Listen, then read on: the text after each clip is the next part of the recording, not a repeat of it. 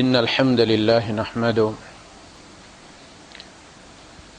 ونستعينه ونستغفره ونؤمن به ونتوكل عليه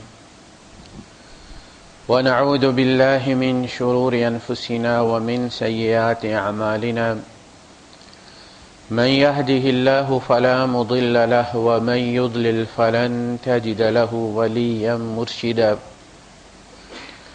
وأشهد أن لا إله إلا الله وحده لا شريك له ولا ضد ولا ند ولا مثيل له ولا مثال له وأشهد أن سيدنا ومولانا ومعلمنا ومرشدنا ومخرجنا من الظلمات إلى النور محمدا عبده ورسوله أرسله الله بالحق بشيرا ونذيرا وداعيا إلى الله بإذنه وسراجا منيرا فقد بلغ الرسالة وأدى الأمانة ونصح الأمة وكشف الغمة فترك أمته على المحجة البيضاء ليلها كنهارها لا يزيغ عنها إلا هالك اللهم صل وسلم وبارك عليه وعلى آله وأصحابه وأزواجه وذرياته وأهل بيته أجمعين أما بعد فأعوذ بالله السميع العليم من الشيطان الرجيم بسم الله الرحمن الرحيم الذي خلق الموت والحياة ليبلوكم أيكم أحسن عملا وهو العزيز الغفور صدق الله العظيم رب اشرح لي صدري ويسر لي أمري واحلل عقدة من لساني يفقهوا قولي آمين يا رب العالمين۔ اللہ پاک نے اس زندگی کا یا زندگی کے اس فیز کا مقصد بڑے واضح انداز میں ایک جگہ نہیں قرآن حکیم میں جگہ جگہ بیان کر دیا ہے۔ لوگوں کی عمریں گزر جاتی ہیں اس میں کہ یہ زندگی ہے کیا، اس کا مقصد کیا ہے، اس کا مشن کیا ہے، اس کا سبب کیا ہے۔ اور اللہ پاک نے نہ صرف اس زندگی کا مقصد بتا دیا بلکہ کچھ ایسے لوگ بھی بھیجے کہ جنہوں نے اس زندگی کو جی کر دکھا دیا کہ ایسے جیتے، وہ اسوہ بنے، وہ قدوہ بنے، وہ رول ماڈل بنے۔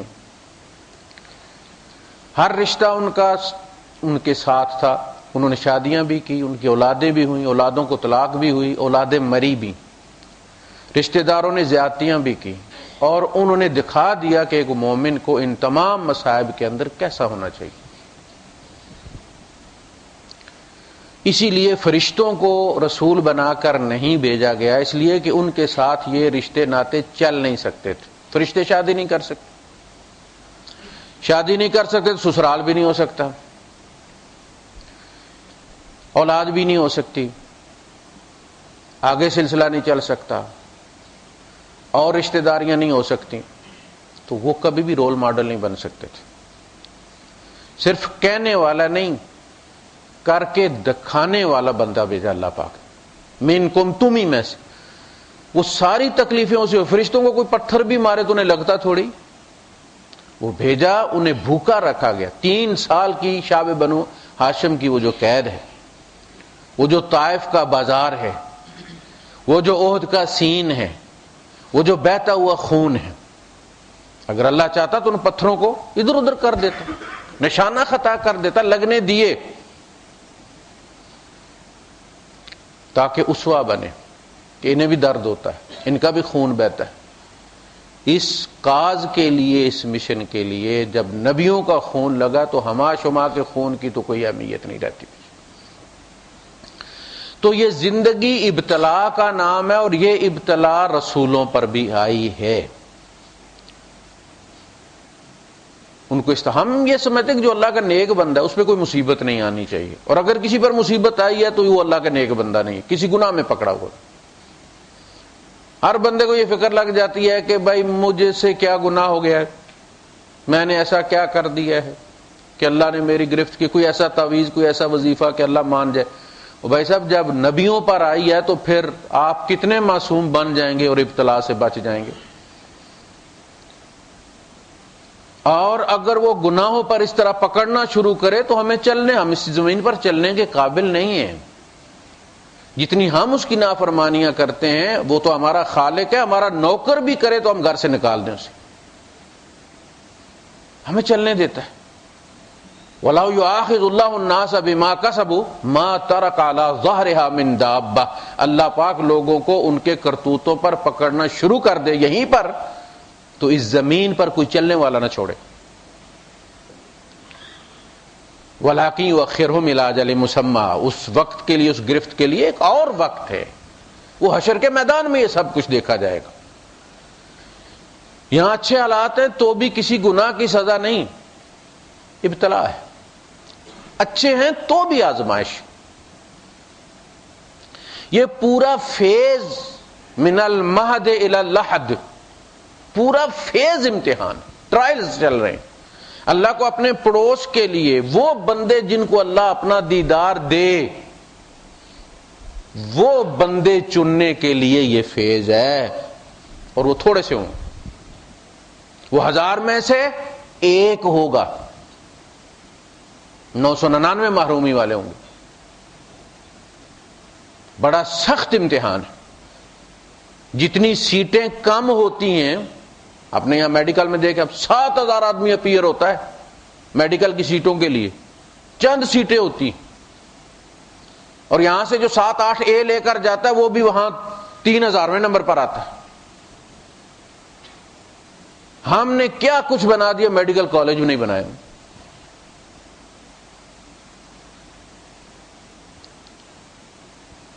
تو جتنا سیٹیں کم ہوتی ہیں اتنا امتحان ٹف ہوتا ہے. ہم ابتلا میں ہیں. ابراہیم علیہ السلام کے بارے میں اللہ تعالیٰ نے فرمایا وَإِذِ ابْتَلَىٰ إِبْرَاهِيمَ رَبُّهُ. جب بھی اللہ نے ابراہیم کو ابتلا میں ڈالا، جب اس کے رب نے اسے ابتلا میں ڈالا، فَأَتَمَّهُنَّ، اس نے صرف پاس نہیں کیا، پوزیشن لیا ابراہیم علیہ السلام نے، اتمام کر دیا بندگی کا. خواب دکھایا اور حقیقت میں لٹا لیا بیٹا ذبح کرنے کے لیے. یہ اتمام ہے. انتظار نہیں کیا کہ دوسری دفعہ آئے گا، تیسری دفعہ خواب آئے گا، چوتھی دفعہ آئے گی تو پھر دیکھیں گے. نہیں، میرے رب نے اشارہ دے دیا. مجھے بتانا ہے کہ اس سے زیادہ مجھے اسماعیل بھی عزیز نہیں، اگرچہ بڑھاپے کی اولاد ہے، اکلوتی اولاد. فَإِنَّمَا أَمْوَالُكُمْ وَأَوْلَادُكُمْ فِتْنَةٌ. تمہارا مال، تمہاری اولاد امتحان ہے. تمہیں اس امتحان کو پاس کرنا ہے. کبھی دے کے آزماتا ہے، مار دیتا ہے. لوگ کہتے ہیں جی مارنا تھا تو دیا ہی کیوں تھا. دیا ہے، پیار ڈالا ہے، پھر مار دیا ہے کہ دیکھیں کیا کرتا ہے، کیا کہتا ہے، کس کو بلیم کرتا ہے، کیا رد عمل دیتا ہے. نہیں دیتا جس کو، اس کا بھی امتحان ہے. صبر کرتا ہے یا در پہ جا کے درختوں کو اور قبروں کو سجدے کرتا ہے. یہ نہ ہو تو بھی امتحان ہے، ہو تو بھی امتحان ہے. اور بندہ مومن مل جائے تو بھی شکر کرتا ہے، نہ ملے تو بھی شکر کرتا ہے. تو یہ زندگی، اس کا ہر رشتہ امتحان ہے، ہر تعلق امتحان ہے، اس کی ہر پوزیشن امتحان. آپ امیر ہیں، آپ جج ہیں تب، سپاہی ہیں تب، بیچنے والے ہیں تب، خریدنے والے ہیں تب،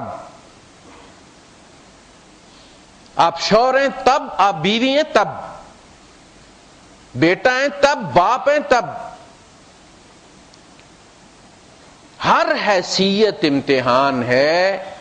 ایک سبجیکٹ ہے اور دیکھا جائے گا کہ تم کہاں کس میں فیل ہوئے اور کس درجے سے فیل ہوئے. ایک تو وہ ہوتا ہے کہ جو 1-2 نمبروں سے ہوتا ہے، اس کا ری ٹرائل بھی ہو سکتا ہے، ری ٹیسٹ بھی ہو سکتا ہے، اور ایک نے لیا ہی 0 ہے. فیل ہونے کے بھی درجے، پاس ہونے کے بھی درجے.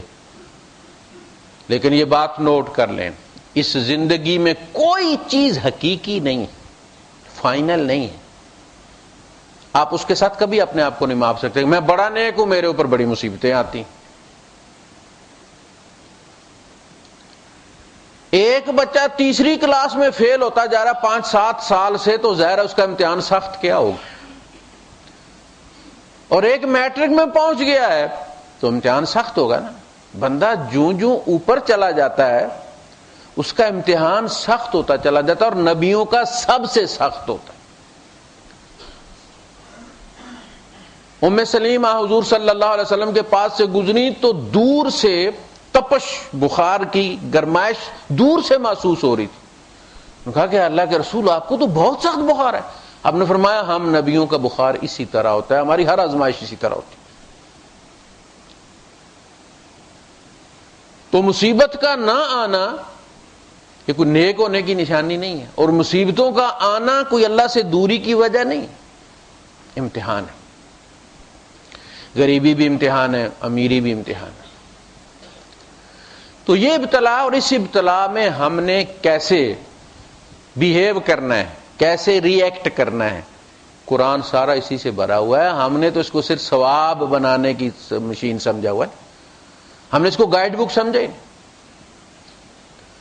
کوئی بھی چیز آپ لینا، وہ 30 درہم کی آپ لیتے ہیں وہ ٹریمر، اس کے ساتھ بھی ایک لیفلیٹ آتا ہے جس میں لکھا ہوتا ہے کہ یہ کرنا یہ کرنا، اس کے ساتھ صفائی والا برش بھی آتا ہے، فلاں چیز ہے فلاں چیز ہے، ایکسیسری بھی ہوتی ہے اس کے ساتھ. 8 درہم کی دوائی لیں آپ، اس کے ساتھ ایک لیفلیٹ ہوتا ہے، اس کے سائیڈ ایفیکٹ لکھے ہوئے ہوتے ہیں.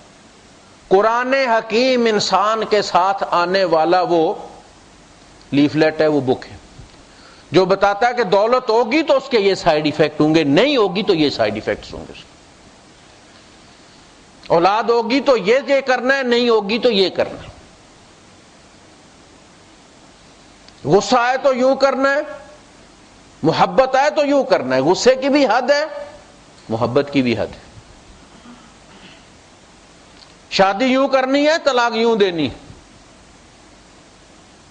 کبھی ہمیں نے اس کو گائیڈ بک سمجھ. گاڑی آتی ہے، گاڑی کے ساتھ اس کا ایک مینول آتا ہے، اس مینول کے اندر لکھا ہوتا ہے فلاں نمبر کا جو ہے وہ فلاں جگہ لگا ہوا ہے فیوز اس کا، اور اتنے امپیر کا. آپ اسے کھول کے دیکھتے ہیں کہ یار یہ اے سی کا ہے اور اے سی کا اتنے امپیر کا لگتا ہے، اور آپ اس کو لگا دیتے. یہ انسان کا مینول ہے، یہ کتاب. اس میں کیا خرابی کس وقت پیدا ہوتی ہے اور اس کے سمپٹمز کیا ہیں اور وہ ٹھیک کیسے ہوتی. جنہوں نے اپنے آپ کو اس کتاب پر پیش کیا، حوالے کر دیا اس کتاب کی، اس کو اپنا امام بنا لیا، وہ تو دنیا میں اللہ کی رضا کے سرٹیفکیٹ پا گئے. رضی اللہ عنہم ورضوا عنہ، اللہ ان سے راضی ہو گیا، وہ اللہ سے راضی ہو گئے. ذالک لمن خشی ربہ، جو بھی رب سے ڈرے گا وہ یہ سرٹیفکیٹ پا لے گا. ورضوان من اللہ اکبر، دنیا کی سب سے بڑی نعمت، سب سے بڑا انعام، سب سے بڑی ڈگری اللہ کی رضا ہے. اسی لیے صحابہ کے ساتھ حافظ نہیں لکھا جاتا، حافظ ابو بکر صدیق رضی اللہ تعالیٰ یا حاجی ابو بکر صدیق رضی اللہ تعالیٰ. رضی اللہ تعالیٰ عنہ کے بعد باقی سارے سرٹیفکیٹ نیچے رہ جاتے. رب کی رضا پا لی ان لوگ. تو انہوں نے اپنے آپ کو پیش کیا. قرآن نے جہاں بتایا کہ یہ گڑبڑ ہے تمہارے یہاں، یہ خرابی ہے. آپ کو پتا ہے مکینک جب تنگ آ جاتا ہے، اسے کوئی چیز ملتی نہیں تو وہ پھر وہ کہتا ہے کہ لے جاؤ اس کمپیوٹر والے کے پاس. وہ کمپیوٹر والا لگاتا ہے آپ سے 200, 250, 300 درہم پکڑ لیتا اور وہ بتا دیتا کہ بھئی یہ مسئلہ ہے آپ کے ساتھ. یہ کتاب یہ کرتی ہے. اگر آپ غیر جانبدار ہو کر اپنے آپ کو اس پر پیش کر دیں، وہ بتاتی ہے کہ یہ خرابی ہے تمہاری. ابو ذر غفاری رضی اللہ تعالیٰ عنہ گورے چٹے تھے ماشاءاللہ. انہوں نے حضرت عمار کو کہہ دیا، حبشن کا بیٹا، ابن سودا، کالو کا بیٹا. انہوں نے اللہ کے رسول صلی اللہ علیہ وسلم سے شکایت کر دی کہ آج مجھے انہوں نے اس طرح سے کہا. آپ نے فرمایا انک امرؤ فیک جاہلیہ، ابو ذر ابھی تیرے اندر جاہلیت کے کچھ اثرات باقی ہیں. رنگوں اور نسلوں سے انسانوں کا تعین کرنا کہ کون اعلیٰ اور کون ادنا ہے، یہ جاہلیت کی نشانی ہے. جو لاہے اللہ کے ولی بن گئے، اور ابو لہب سید تھا، حضور کا تایا، بنو ہاشم کا سردار. حضرت سلمان فارسی رضی اللہ عنہ ایران سے آ کے اجمی ہیں، اور حضور فرماتے ہیں سلمان علیہ السلام رضی اللہ تعالیٰ عنہ چونکہ مدینے میں تھے، ہجرت سے پہلے مدینے میں تھے، بک کے آئے تھے. ان کے والد پریسٹ تھے، آتش پرستوں کے بہت بڑے مولوی تھے. وزیر اعظم کے برابر ان کا عہدہ تھا. تو یہ وزیر اعظم کی اولاد تھے. اسلام کی تلاش میں نکلے، 2 دفعہ بڑے بڑے عیسائی جو پادری تھے ان کی خدمت میں رہے. آخر والے نے جب وہ مرنے لگا تو انہوں نے کہا کہ مجھے کوئی اور گھر بتا دیں، کوئی اور بندہ بتا دیں میں جس کے پاس جاؤں.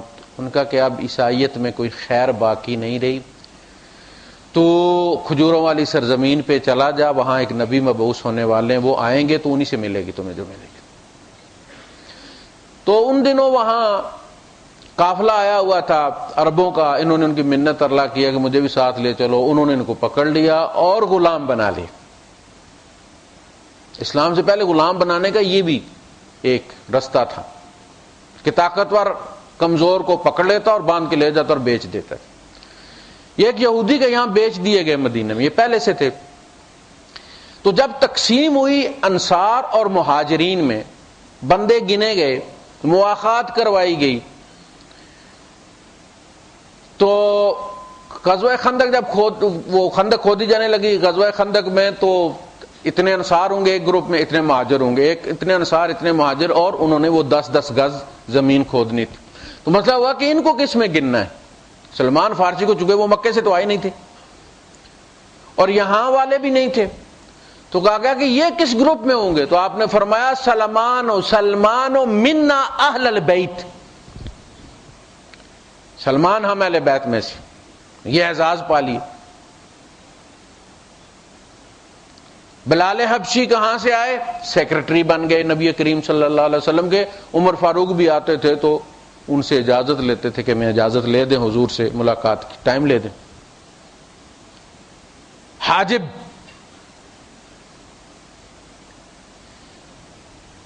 تو اسلام میں یہ رشتے ناتے. آپ نے فرمایا ابا ذر تیرے اندر ابھی جاہلیت باقی ہے، تجھے یہ ابھی تک تیرے اندر یہ چیز موجود ہے کہ گورا چٹا اچھا ہوتا ہے اور کالا برا ہوتا ہے. کہا جی حضور میں اس کا علاج کرتا ہوں. ٹھیک، بس بیماری پکڑ لی گئی، اب دیکھیں میں اس کا علاج کیسے کرتا ہوں.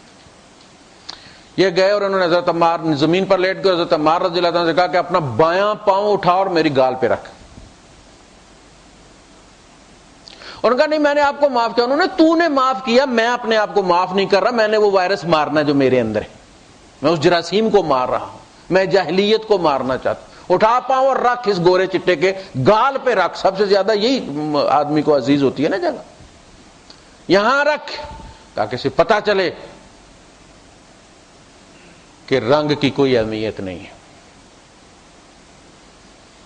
تو ہم حضور کی دعا نا کہ اللہ اس قرآن کو میرا امام بنا،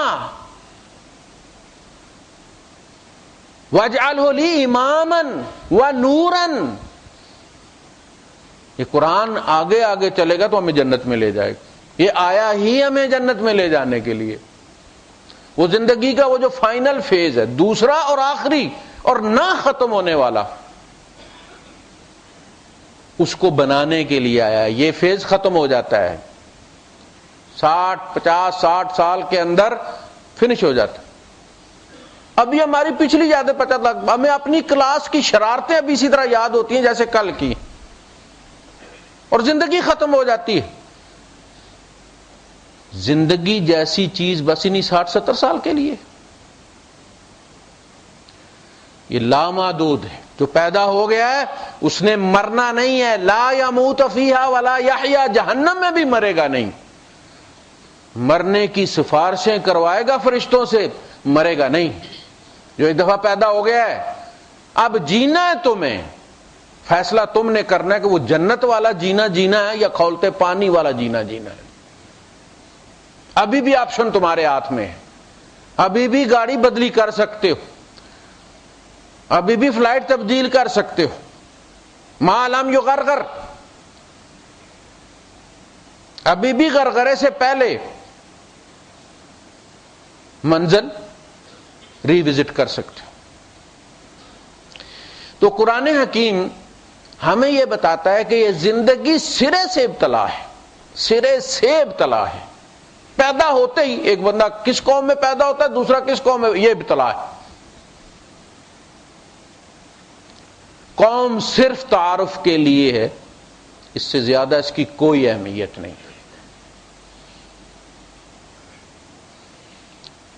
اس کی بنیاد پر اعلیٰ و ادنا، اللہ پاک نے کیا بات، اللہ پاک نے کہا نسب میں پوچھوں گا ہی نہیں۔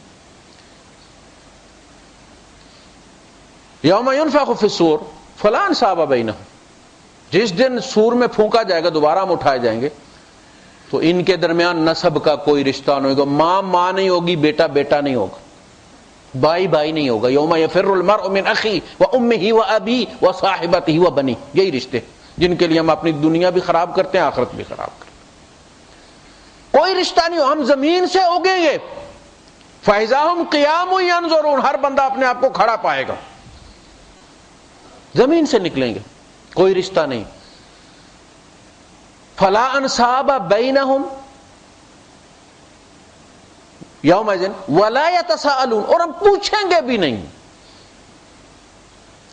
کہ آپ کا باپ کون ہے، باپ کو دیکھ کر معاف کر دیا جائے، نہیں۔ نبیوں کے بیٹوں کو بھی بیٹیوں کو بھی اللہ کے رسول صلی اللہ علیہ وسلم دروازے بجا کے کہا، یا فاطمہ بنت محمد انقذی نفسک من النار فانی لا املک لک من اللہ شیئا، یا صفیۃ عمت محمد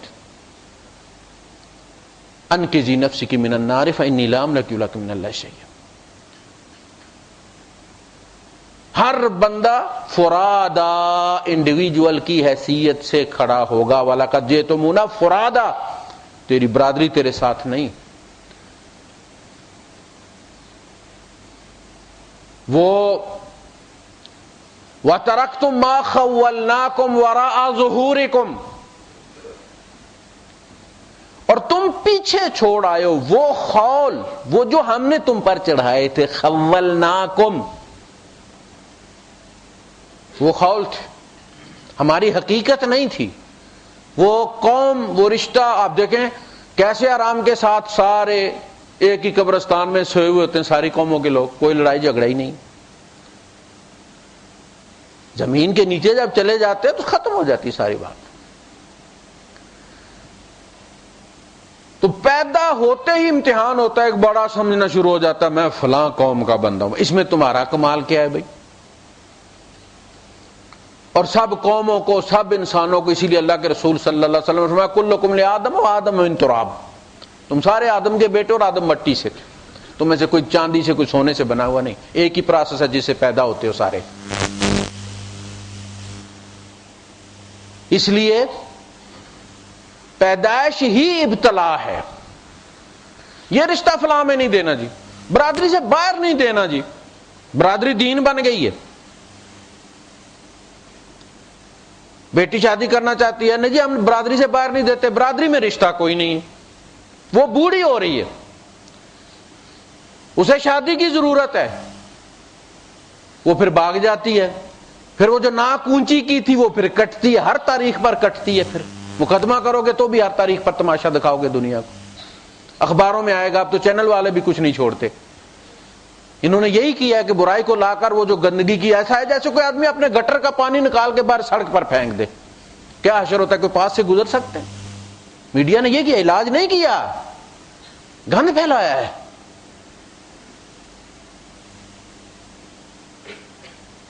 تو قوم بھی ایک امتحان ہے. پیدائش سے شروع ہو جاتا ہے, پھر رشتے ناتے ہیں, پھر مال دولت ہے, پھر عہدہ, جاہ, سٹیٹس, اور ان سب جگہوں میں دیکھنا یہ ہے کہ تمہیں رب یاد رہتا ہے کہ نہیں رہتا, اور تمہیں اپنی حقیقت یاد رہتی ہے یا نہیں رہتی. سورہ الکہف ہمارا موضوع ہے, لیکن آج کی گفتگو تمہیدی ہے ذرا, کہ اللہ کے رسول صلی اللہ علیہ وسلم نے فرمایا سورہ کہف جو پڑھنے والا ہے وہ دجل و فریب میں نہیں آئے گا, کسی چیز کے دجل و فریب میں نہیں آئے گا. دجال کا علاج سورہ الکہف ہے. دجل کیا ہے؟ دھوکہ. دریا دجلہ کیا ہے؟ گدلا پانی ہے اس کا, اس کو دجلہ اس لیے کہتے کہ نیچے تہ میں پتہ نہیں چلتا کیا ہے. یہ دجل ہے کہ حقیقت سامنے نہیں ہوتی کسی چیز کی.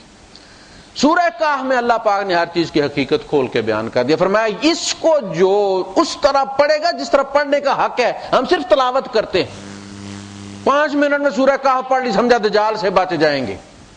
اور بھائی اس میں سارے دجل بھی ہیں, ان کا علاج بھی ہے. تمہیں کہاں کا ٹھوکر لگ سکتی ہے وہ سارا کچھ اس میں موجود. اس کو پڑھو اور اس پر عمل کرو. اور ہر بندہ اس دجال کا شکار ہو کر مرتا ہے. وہ جو دجال آئے گا اور تم انتظار کر رہے ہو اور تم پر نہیں آئے گا, ہر بندہ زندگی میں کسی نہ کسی دجل کا شکار ہو کر اپنا ایمان کھو بیٹھتا. یہی اس صورت میں بتایا گیا, مختلف واقعات بیان کیے گئے. تو یہ ابتلا جس سے ہم ہر لمحہ گزر رہے ہوتے ہیں. آپ سو رہے ہوں, آپ کو پتہ نہ بھی ہو تو بھی جہاز اڑ رہا ہوتا ہے, سفر جاری ہوتا ہے. آپ جب سو جاتے ہیں کوئی اسٹیشن پر اتر نہیں جاتے, آپ وہ جہاز پہ ہی ہوتے ہیں. اسی طرح زندگی, آپ کو پتہ ہو یا نہ ہو, آپ ابتلا کے جہاز پر سوار ہیں. آپ کی وہ غفلت بھی آپ کا امتحان تھی. وَنَبْلُوكُمْ بِالشَّرِّ وَالْخَيْرِ فِتْنَةً. نَبْلُوكُمْ, ہم تمہیں بلوئیں گے. تو بلونا پیار سے تو نہیں نہ ہوتا. اگر دودھ پر ترس کھائے, دودھ بلونے والی مدانی زور سے نہ چلائے تو مکھن بنتا ہے؟ کبھی نہیں. پیار سے کبھی مکھن نہیں بنتا. اللہ پاک مدانی زور سے چلاتا ہے اور اپنے زور سے چلاتا ہے. ایک جوان عورت جب لسی, چونکہ ہمارے یہاں خواتین گئی ہے, اب تو وہ الیکٹرک والی آ گئی ہوئی ہیں, سارا وہ جو رومانس تھا مدانی کے ساتھ وہ سارا ختم ہو گیا ہے. پہلے لسی بھی ایک ہمارے یہاں رومانس تھا, اس کا ایک تصور تھا, عورت ہی ہمیشہ کیا کرتی تھی. اور وہ جو چوڑیوں کی چھنک تھی اور سارا کچھ, اس پہ بڑی بڑی شاعری ہوئی ہے. وہ الیکٹرک اس مدانی نے سارا بیڑا غرق کر دیا اس کا. اب اوور چل رہا ہو یا مدانی چل رہی ہو, ایک ہی چیز ہے, گوں گوں گوں گوں. تو وہ جوان جب مارتی تھی وہ اپنے زور سے مارتی تھی, اسے جلدی مکھن نکل آتا تھا. وہ جو کام اماں جی پونے گھنٹے میں کرتی تھی وہ 15 منٹ میں کر دیتی تھی. نبلوکم, ہم تمہیں بلوئیں گے, بشر, برے حالات برے واقعات کے ساتھ, والخیر, اور اچھے حالات اور اچھے واقعات کے ساتھ. فتنہ, فتنہ کسوٹی, اس سے تمہارے اچھے یا برے ہونے کا کوئی تعلق نہیں. اگر کسی کے بچے بیمار پیدا ہو رہے ہیں یا پیدا ہو کے مر جاتے ہیں اور لوگ کہیں جی کسی پکڑ میں ہے, ایک تو یہ لوگوں کے تانے مار جاتے ہیں بندے کو. وہ بندہ کہتا ہے اللہ میں تو صبر کرتا ہوں, مگر یہ جو لوگوں کی گز گز زبانیں نکلی ہوئی ہیں کہ بڑا نمازی بندہ, بڑا نہیں, پتہ نہیں جی کیڑی پکڑے پکڑے ہے, بظاہر تو بڑا نیک ہے, کوئی عیب نظر نہیں آتا, لیکن اللہ کو کوئی ضرور اس کا عیب پتہ ہے, اس لیے اس کے ساتھ یہ ہوتا ہے کہ اس کی اولاد پیدا ہو کے مر جاتی ہے. پتہ نہیں جی کی کر بیٹھا ہے, اسی سارے بڑے معصوم ہیں. تو یہ جو زبانیں ہیں نا, تان, اللہ کے رسول صلی اللہ علیہ وسلم یہ فرماتے ہیں کہ اللہ مجھے تیری رضا سب سے زیادہ مطلوب ہے, مگر یہ جو تانے ہیں, شماتۃ الاعداء, یہ جو دشمن بغلیں بجاتے ہیں نا, اس سے چھری چل جاتی ہے دل. بیٹا ہو کے جب فوت ہو گیا قاسم, تو ابو لہب نے کہا کہ بطرت محمد, محمد کی نسل کٹ گئی، جڑ کٹ گئی، اللہ نے پاک نے فرمایا نہیں، نہ آتا ہی نہ کل کوثر، جہاں میرا نام چلے گا تیرا نام بھی چلے گا۔ دیکھ لیں کلمے میں، اذان میں، اقامت میں، نماز میں، اتحیات میں، جہاں اللہ ہے وہاں اللہ کا رسول ہے۔ اولاد والوں کا کتنا چلتا ہے، ابو لہب کی اولاد تھی نا، کتنی چلی ہے کسی کو پتہ نہیں۔ وَرَفَعْنَا لَكَ ذِكْرَكَ، اولاد ذکر کے لیے ہوتی ہے نا، چلو کوئی گالی بھی دے گا، یار ہمارا نام لے کر دے گا تو ہمارا نام زندہ رہے گا، کہا نہیں ہم نے آپ کا نام ویسے ہی بلند کر دیا، اولاد کی وجہ سے نہیں، آپ فکر مت کریں۔ آپ کے دشمنوں کا نام مٹ جائے گا، آپ کا نام رہے گا۔ ان شانئک ھو الابتر، آپ کے دشمنوں کی جڑ کٹی ہے، ان کی نسل ختم ہوئی ہے، آپ رہیں گے۔ امت کو نبی کی اولاد قرار دیا اور ان کی بیویوں کو امت کی مائیں قرار دے دی۔ ہم سارے نبی کریم صلی اللہ علیہ وسلم کے بیٹے ہیں، وہ ساری ہماری مائیں جو آپ کے ازواج ہیں۔ تو یہ ابتلا جس پر بھی آتی ہے، بچی بیائی گئی ہے، بچی اجڑ کے آ گئی، وہ اس بچی کو کھلانا، اللہ کے رسول صلی اللہ علیہ وسلم نے فرمایا کہ جس کی بچی اجڑ کر آ جائے اور پھر وہ اس میں اور دوسرے بچیوں میں فرق نہ کرے، اس کو بھی اسی طرح انٹرٹین کرے، دل جوئی کرے جس طرح دوسری بچیوں کی کرتا ہے، کہ جنت کے جس دروازے سے چاہے چلا جائے جنت۔ وہ جو اجڑ کے آتی ہے وہ بوجھ ہوتی ہے، وہ بھی بیچاری سمجھتی ہے، اور ہمارے رویے بتا دیتے ہیں اس کو کہ وہ بوجھ، بس ہم مجبور ہیں، اب نام لگا ہوا ہے، ساتھ اس کو روٹی کھلا رہے ہیں، لیکن بوجھ ہے۔ ہماری وہ بے تکلفی جو بغیر بیائی ہوئی بہنوں کے ساتھ ہوتی ہے یا بیٹیوں کے ساتھ ہوتی ہے، اس کے ساتھ نہیں ہوتی۔ ہم جب کھانا کھاتے ہیں تو اس کو وہیں دے دیتے ہیں، ان کو ساتھ بٹھا کے کھلاتے ہیں، کوئی چیز لاتے ہیں ان کے لیے لاتے ہیں، اس کے لیے نہیں لاتے۔ یہ بھی ایک امتحان ہے، یہ اجڑی ہوئی بیٹی بھی امتحان ہے، اور بہترین صدقہ اس کی مدد ہے۔ تو زندگی کے جس پہلو کو آپ لیں گے، چھوٹی سے چھوٹی بات، ہم جاتے ہیں رستے میں، گاڑی آپ نے ضروری کام سے جانا ہے، گاڑی کا ٹائر پنکچر ہو گیا یا گاڑی خراب ہو گئی ہے، بڑا غصہ آتا ہے، گالیاں بھی دیتے ہیں، لیکن وہ بھی ایک امتحان ہے، اس کے پیچھے بھی اللہ کی کوئی حکمت ہے۔ آپ اگر اسی سپیڈ سے چلے جاتے جس سپیڈ سے آپ جا رہے تھے، تو فلاں چوک کے اوپر اسی وقت جب آپ نے پہنچنا تھا، اسی وقت کسی بڑے ٹریلے نے، سریے سے بھرے ہوئے ٹریلے نے اس سے گزرنا تھا۔ اسی سپیڈ سے آپ جائیں تو آپ نے بھی ٹھیک اسی جگہ سے اسی وقت گزرنا تھا، ٹکراؤ ہو جاتا، پوری گاڑی سگریٹ کی ڈبی کی طرح بکھر کر رہ جاتی۔ اللہ نے اس ٹائم کو روک دیا، ٹائر پنکچر کر دیا، بدلی کرو اتنی دیر میں وہ ٹریلا نکل جائے۔ تمہیں بڑی جلدی پڑی ہوئی ہے کہ وہ کام، گاڑی بند ہو گئی۔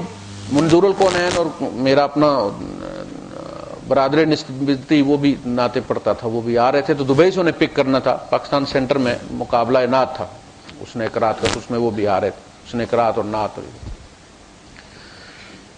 ابوظہبی دبئی کی بارڈر پہ ویزا بھی ہمارے پاس تھا، تو وہ گاڑی ہماری خراب ہوگی۔ فیٹ کے جو جنرل مینیجر تھے اجاز صاحب، ہمارے دوست تھے، انہوں نے بالکل نئے ماڈل کی اپنی گاڑی انہوں نے دی تھی کہ بھائی چاہے لے آئے۔ بارڈر پہ جا کے گاڑی بند ہو گئی، پرانی بھی نہیں ہے۔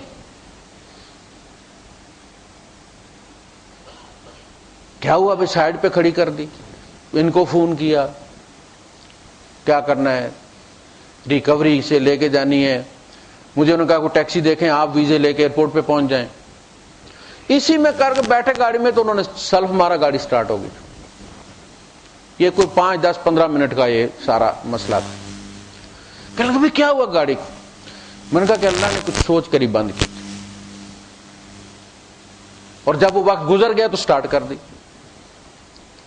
جو لوگ اللہ کو وہ چھوٹی چھوٹی بات کے پیچھے خدا کو دیکھتے، جب خدا کو دیکھتے ہیں تو غصہ نہیں آتا، خون نہیں کھولتا، اسی میں بہتری ہوگی، اسی میں بہتری ہوگی۔ اللہ نے لیٹ دیا ہے، اسی میں بہتری ہوگی، اللہ نے مار دیا ہے، اسی میں بہتری ہوگی، نوکری چلی گئی ہے، اسی میں بہتری ہوگی۔ ہو سکتا ہے اللہ پاک مجھے اس سے زیادہ دینا چاہتا، وہی تو نازل نہیں ہوگی نا، جبرائیل آ کے کہے گا کہ بھائی ریزائن کرو یہاں سے اور فلاں جگہ تمہارے لیے اچھا پیکیج ہے، وہاں سے ٹرمینیٹ کروا دیا۔ ٹرمینیٹ کروانے میں کسی نے اپنا منہ کالا کیا ہوگا، کسی نے چگلی کی ہوگی، کسی نے کوئی جھوٹ بات ارباب کو بتائی ہوگی، اس نے مجھے فنش کروا دیا۔ اس پیچھے کیا ہے؟ یوسف علیہ السلام کو بھائیوں نے گھر میں بھائیوں نے پھینکا ہے کنویں میں، کیوں کہ بادشاہ بنائے اس کو۔ شعراوی کہا کرتے تھے، اللہ پاک ان کی قبر کو نور سے بھر دے، کہ اگر بھائیوں کو پتا ہوتا کہ اس کنویں میں گرنے کا مطلب مصر کا بادشاہ بننا ہے تو وہ دوسرے کو کہتے مہربانی کرو مجھے دھکا دو اس میں۔